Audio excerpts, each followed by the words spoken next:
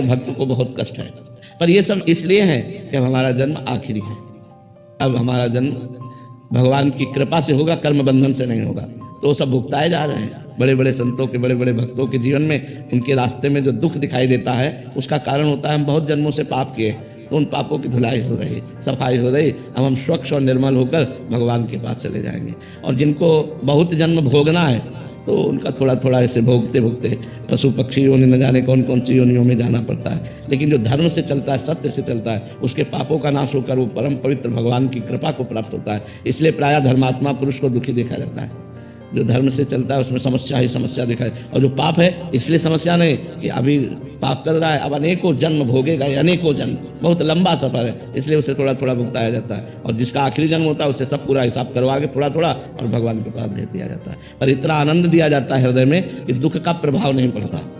दुख का प्रभाव नहीं पड़ा। अगर दुख का प्रभाव पड़े तो हम प्रश्न उत्तर दे ही ना पाए, हम परेशान हो जाएं।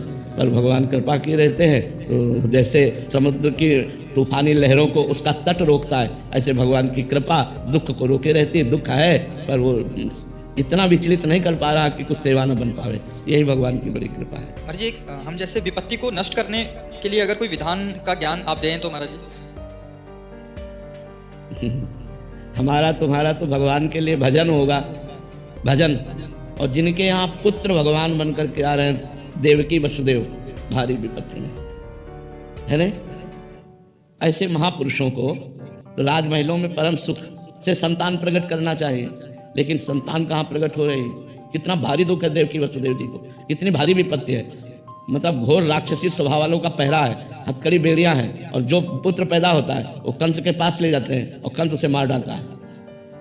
8वें में भगवान आए, पर भगवान भी जब आए तब हथकड़ी बेड़ियों के अंतर्गत ही आए। हथकड़ी बेड़ियां जकड़ी हुई हैं उस महापुरुष के, और भगवान सामने खड़े, हरी तेरी गति लखी न पड़े। विपत्ति नष्ट हो जाए, हमें लगता है कि विपत्ति सहने की सामर्थ्य देते हैं भगवान। नष्ट करना चाहें तो कर सकते हैं, लेकिन वैसे हमें कम प्रमाण मिलते हैं। विपत्ति नष्ट होने के कम प्रमाण मिलते हैं, विपत्ति सहने की सामर्थ्य दे ये प्रमाण ज्यादा मिलते हैं। अब जैसे दुशासन द्रौपदी जी के केस पकड़ करके महल से ला रहा है। द्रौपदी जी क्या भक्त नहीं है? पहले से उनका देख लो भगवान से कितना प्यार भरा संबंध है। क्या सर्वज्ञ भगवान नहीं जान रहे? जान नहीं रहे? महल से जो ही केस पकड़ा उसी समय भगवान जान रहे, लेकिन तब तक वो चुप रहे जब तक द्रौपदी ने पुकारा नहीं। अन्य आश्रय था पांडवों का, भीष्म जी आदि का, जब सब आश्रय छूटा, पुकारा तो यही भगवान वस्त्र बन गए। तो हमें लगता है कि विपत्ति भोगने की सामर्थ्य देते हैं, विपत्ति मिटाते नहीं। तो हमें लगता है कि भगवान विपत्ति नष्ट नहीं करते, भगवान विपत्ति को सहने की सामर्थ्य देते हैं। तो भगवान से प्रार्थना करना चाहिए कि हमें सहने की सामर्थ्य दें। सहने की सामर्थ्य देंगे, व्यवस्था कर देंगे, हमारा भजन करो, हमारे पास आ जाओ। तो हमको जैसा लगता है कि भगवान विपत्ति में सहयोग देते हैं, विपत्ति में बल देते हैं, पर विपत्ति हट जाए, मिटिया मेट हो जाए, ऐसा हमने भक्तों के जीवन से नहीं देखा। भक्तों को बड़ी विपत्तियां सहनी पड़ी हैं, सहनी पड़ी हैं। भक्तों ने विपत्तियां मांगी हैं महाराज जी। आप भी कभी कभी बोलते हैं कि ये किडनी रोग नहीं होता तो ये स्थिति नहीं होती, आप भी काफी बार सुना है। भगवान, हाँ, भगवान का विधान होता है।